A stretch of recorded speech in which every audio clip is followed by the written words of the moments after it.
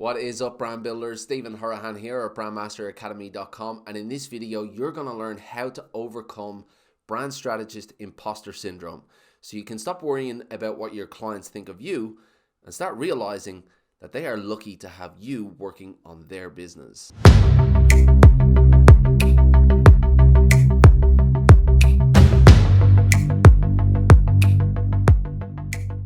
Now, if you're new to the channel and you want actionable brand strategy tips and techniques that you can use to grow your business, well then click on that subscribe button and the notification bell, and that's exactly what you'll get. Now, I'm not exactly sure when I started to call myself a brand strategist, but I do remember it was after I began developing strategies for my clients, because I shied away from that title for a while because I didn't feel I deserved it. I didn't feel adequate to match up to that title, and I remember feeling like an imposter and feeling like a bit of a fraud. But over time and with experience, I had a few epiphanies and a few ideas and a few mental shifts that made me realize that that was all in my head, and I overcame that imposter syndrome, and I want to share those epiphanies and those mental shifts with you in this video. Now, just a quick disclaimer, this video is not going to give you any skills that you don't already have. It's not going to make you better at your job, but what it will do, hopefully, if I do my job right, it will give you a different perspective, and it will help you to look at yourself in a different light and make you realize that you're not an imposter, you're just somebody with skills trying to help your clients. The first psychological shift that I had was that brand strategists are square pegs. So what do I mean by that? Well, when I was feeling like a bit of an imposter, I remember going online and trying to search for education and qualifications that I could get under my belt so I could be seen by my audience as a certified brand strategist, somebody who had the skills and had the documentation to say, hey, this guy is qualified. But I realized that there was no traditional educational route to become a brand strategist. Yes, there were marketing degrees and design degrees, and to some extent each of those pathways had an element of brand strategy to them if you were lucky. But for the most part, brand strategists weren't coming out of university ready to go into brand strategy roles. They were coming out and going into marketing roles or design roles, and over time they built up the experience, and in a lot of cases they went on to create brand strategist roles for themselves within the companies that they worked for. So even the biggest brand strategists working for the biggest companies in the world, the Fortune 500 companies in the world, they didn't come out of university as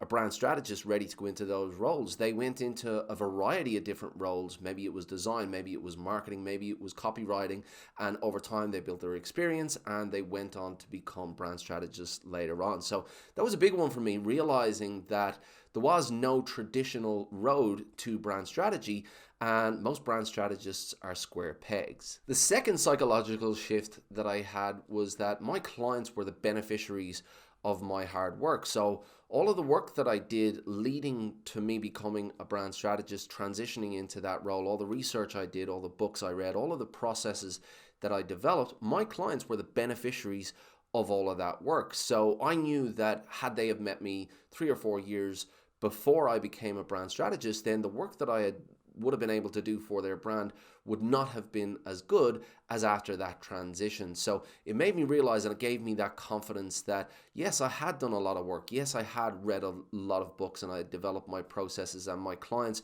were the beneficiaries of that work. And I knew also as well what the rest of the market was like. All of those logo designers offering those services, the work they did compared to the work I did, yes, my clients were the beneficiaries and they were lucky to have me on their team. Psychological shift number 3, the imposter is in your head. Now, I'm not downplaying the existence of imposter syndrome. I know it exists because I'm speaking from experience and I used to struggle with it. And I also speak to a lot of people. I speak to a lot of designers. I speak to a lot of my students who are also transitioning as well, and I understand that a lot of people struggle with this. And in fact, Albert Einstein, of all people, used to struggle with it. I think he called himself an involuntary swindler or something like that, and he couldn't believe why his work was getting so much recognition. So if Albert Einstein suffers from imposter syndrome, then you can give yourself a little bit of a break. And when you realize that it is in fact all in your head, then you can overcome that. You can stop creating those stories in your head, because that's all they are at the end of the day. They're just stories that only exist in your head. So that imposter is only in your head. Nobody else sees it except you. Psychological shift number 4, discomfort equals growth. So what does that mean? Well, when you put yourself outside your comfort zone and you feel that feeling of awkwardness and discomfort, it is a sign that you're growing, because you're doing something that you haven't done before. And that is the only way you grow. There's no easy way to grow. You can't just suddenly become confident doing something that you haven't done before. Putting yourself out there in an environment of discomfort is that sign of growth. So really embrace that idea that if you're feeling uncomfortable, if you're feeling outside your comfort zone, if you're feeling that imposter syndrome, it's a sign that you're growing. Now, to give you a bit of an example here, when I'm on camera now, I feel completely comfortable, and I know that my confidence has grown dramatically in the last 6 months, because I've done a lot of videos in the last 6 months, and every video I get that little bit better. But when I started doing videos, I was absolutely awful. I was really terrible. I had no idea what I was doing. I didn't know who my audience was. I didn't even know why I was doing it or what I was really trying to do. I just had this idea that I needed to start putting content out there, and I was terrible. I was really bad. I'll put a few outtakes if I can.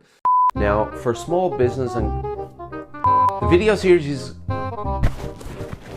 there are also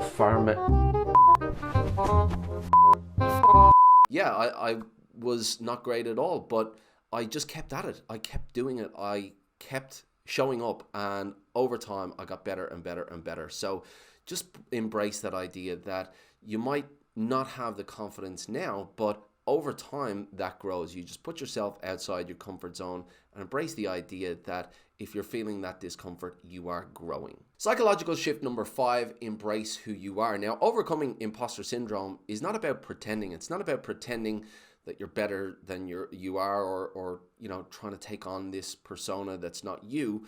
It's about realizing that you are not actually an imposter. You need to realize that the version of you today compared to the version of you a year ago is a lot better. There's a lot more value that you bring to the table today than you did a year ago, and there's going to be a lot more value that you bring to the table in a year's time. So every year you're going to grow and you're going to bring more and more value to the table. So focus on that added value that you are now bringing, and take that value and compare that value to everything else that's out there, and realize that this added value that you're growing all of the time is in fact really valuable to your clients. So embrace who you are. Don't pretend that you're someone that you're not, and focus on the value that you bring. Psychological shift number 6, visualize who you are becoming. Now, in 5 years' time, if you think about the person that you're becoming and you visualize who you're going to be in 5 years' time, and think about how that person speaks, how they hold themselves, how they speak to clients, the value they bring, the confidence that they bring, and think about how far they've come, the journey that they're on. Now think about that person, visualize that person. Now realize that that person is actually you.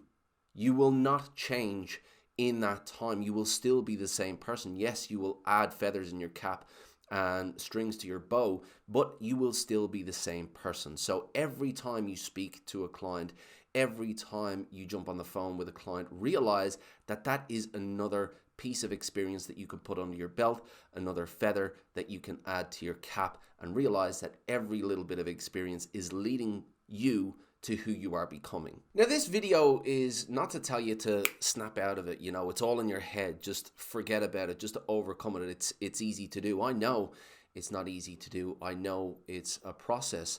And if you don't have the confidence that it is just a process and you will eventually overcome it, then lean on my confidence, because I know that it's a process and I know that I've overcome it. And think about that person that you are becoming, and think of when you get to that point, you'll look back on the journey that you've been on, and you'll realize then that a huge part of that journey was overcoming what's in here so you could be what's in here. I genuinely hope that you enjoyed that video, that you got something from it. If you did, then please give this video a thumbs up, hit that subscribe button, hit the notification bell as well. It really helps the channel to grow. If you want more tips and techniques like this, well then head on over to BrandMasterAcademy.com and get yourself signed up for the list. It is free and I do keep some exclusive content for that list, so get yourself involved. But I'd love to hand it over to you now. I'd love to hear what your experiences are, what your challenges are when it comes to imposter syndrome. Are you transitioning into a brand strategist role? And if so, are you speaking with clients and are you feeling a little bit like an imposter? Are you feeling that twinge and that anxiety when you get on the phone, and is that really holding you back? Or have you overcome that imposter syndrome? Is there something that you've done that has really helped you? I'd love to hear from you. If you've got any questions at all, please let me know in the comments below. I'll do my best to answer all of those questions. Until next time, brand like a master, and I will see you in the next video.